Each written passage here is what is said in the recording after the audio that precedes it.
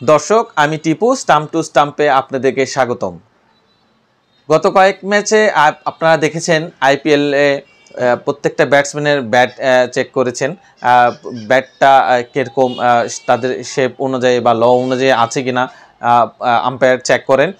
এই জিনিসটা কিন্তু অনেকে হয়তো জানে না যে আসলে ব্যাটের ওজন কতটুকু থাকে বা সাইজ কতটুকু বা কতটুকু পর্যন্ত ব্যবহার করতে পারবে, এটা অনেকেই জানে না। তাই তাদের জন্য আজকে একটু জানানোর চেষ্টা করি। আপনারা দেখেছেন ব্যাটের যে লম্বাটা আছে, পুরা যে হ্যান্ডেল থেকে শুরু করে দুইটা পার্ট আছে, একটা এই পার্টটা এবং হ্যান্ডেলের পার্টটা, এই দুইটা পার্ট আছে। এই দুইটা পার্ট মিলে পুরোটা ব্যাটের যে ইঞ্চিটা হচ্ছে 38 ইঞ্চি।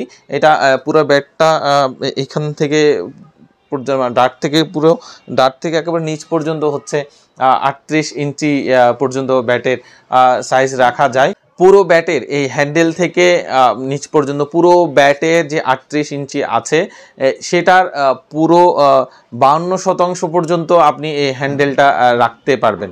পুরো ব্যাটের, আবারও বলছি, পুরো ব্যাটের 52% হ্যান্ডেলটা রাখা সম্ভব, এবং এর বাইরে আসলে রাখা কোনোভাবেই সম্ভব না।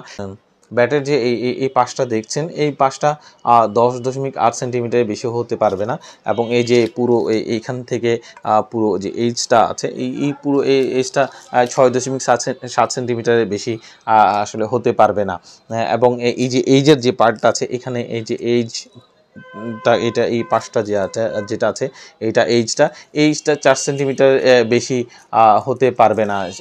ইন্টারন্যাশনাল লর মধ্যে এটার বেশি আসলে করা সম্ভব না, এবং আপনি চাইলে স্টিকার বা অন্য কিছু লাগাতে পারবেন, তবে অন্য কোনো প্লেট বা অন্য কিছু লাগানো আসলে পুরোটা বাধা আছে।